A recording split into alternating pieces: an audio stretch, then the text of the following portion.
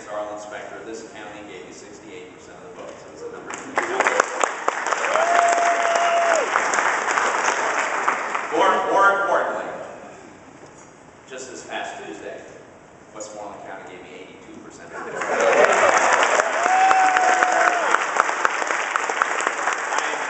I am very grateful to the people in this room who worked so hard for great candidates for many years, and you've been very, very helpful to me and very supportive, and I really appreciate that. So first and foremost, a big thank you. I'd also like to extend a welcome to the gentleman who will be speaking to you later on. The architect is in the house, Karl Rove. Thank you for being here. I think it is fair to say that Karl is a political genius, and if he has any advice for me, I'm all ears. Thanks, Karl. Listen, I think we have a terrific team. I think the Republican Party is united in a way that I'm not sure I've ever seen it this united as we are. I am thrilled to be running with Tom Corbett. I think Tom Corbett has been a great Attorney General. He'll make a great governor, and I'll do everything I can to help him win this race. I think he and I together are a good balance, a good ticket. We come from different parts of the state. We have different backgrounds. I think we're going to be a great team, and I think that despite a tough setback on Tuesday here, let's face it, we're disappointed with the outcome in the 12th district. But I think that has more to do with the unusual circumstances of a special election than it does, say, about any kind of trend or any Democratic revival. I think we're still on offense. I think we're still going to win. I think we're going to take back control of the House, and I think this fall we will win Pennsylvania's 12th district.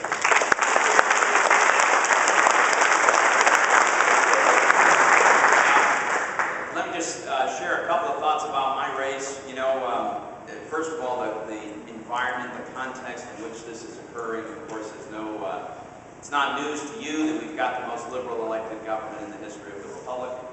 They're attempting to take us on a lurch to the left that we've never seen before in our lifetimes. It's a breathtaking agenda when you think about it. Serial bailouts of failing companies, nationalizing whole industries, spending on a scale that I never imagined possible, deficits and debt that are completely unaffordable, cap and trade, card check, government-run health care, and that's just the first year. It's just unbelievable. Well, my opponent, Joe Sestak, as you may know, is 100% in favor of that entire agenda, with one exception. Generally speaking, he thinks it doesn't go far enough. This is a fact. This is true. Joe Sestak is, by his own admission, to the left of Barack Obama, and he is an advocate for all of these things and then some. Let me share with you some specifics, just so that you know. Take, for instance, that awful gigantic stimulus bill, $800-odd billion of money we don't have, creating debt that we can't afford. Joe Sestak voted for the stimulus bill, and then he went on to say that his only problem was it wasn't big enough.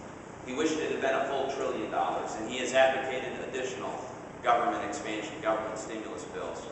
On the cap and trade bill, which clearly would be devastating to an industrial economy like Pennsylvania's, would be devastating to the American economy, but particularly problematic here in Pennsylvania. Joe Sestak voted for the bill and then went on a radio program and said the only problem with that bill is it didn't go far enough. When it comes to health care, you remember that $2.3 trillion, 2,000-page monstrosity that's going to, frankly, raise our premiums, reduce our choices, and bust the budget. Well, Joe Sestak voted for it. But in committee, he voted for a different version of the bill. In the committee that he serves on, there was a bill that came up. It was this health care bill, and it was modified so that it would allow states to ban all private health insurance altogether, forcing everybody onto a government-run plan. That's not a government option. It would have been a government mandate. Joe Sestak voted for that.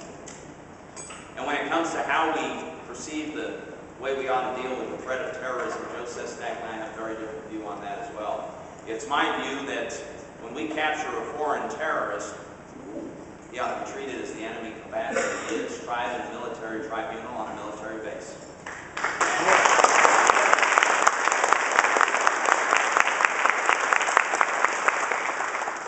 Joe Sestak is on record publicly and repeatedly saying that these terrorists, including even Khalid Sheikh Mohammed, the mastermind of 9/11, should be tried in a civilian court here in Pennsylvania.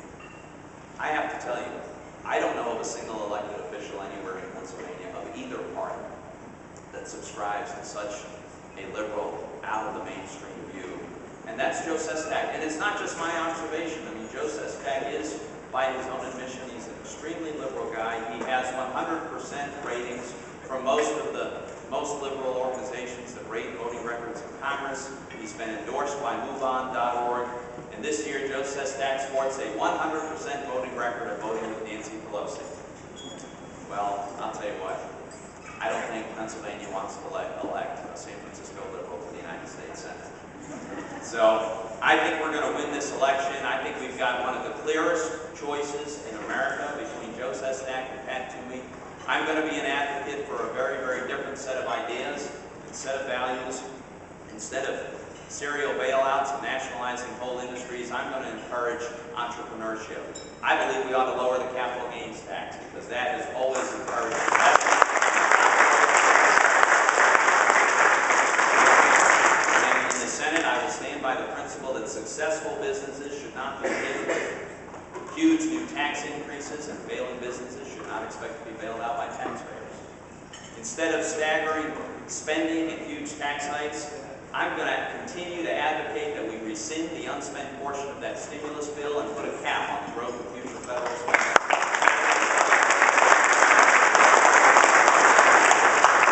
And instead of this 2,000-page, $2 trillion government-run health care, I'm going to advocate the kind of reforms. First of all, I'm going to advocate repeal of that bill. And I'm going to advocate that we replace it with the kind of reforms that put patients and doctors in control of health care instead of bureaucrats. I think we ought to give individuals the same tax deduction when they go out and buy health insurance that employers get. I think we ought to require the insurance companies to really have to compete for our business by tearing down the barriers that artificially prevent them from competing across state lines. And I think medical malpractice liability reform has to be part of overall health care. So I am very confident that we're going to win this race. We're going to work as hard as we can, and I've got a lot of work to do to get this message out. But at the end of the day, I'm convinced that most Pennsylvania voters agree with us. They understand that we can't borrow and spend our way to prosperity.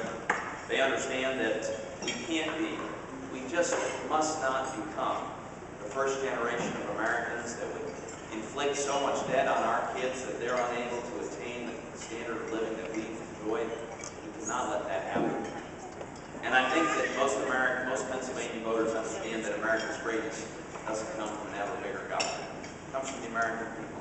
And the free society and the free enterprise system that we've built that's lifted more people out of poverty and created more opportunity than any other system in the history of the world. And so that's what we're going to debate. Joe Sestak is going to be a strong proponent of a very liberal agenda.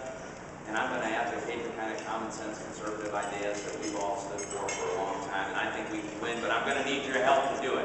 We're going to be working as hard as we can each and every day right through 8 o'clock on November 2nd. But this is going to be a tough battle, and they will be well funded. They'll have a lot of resources.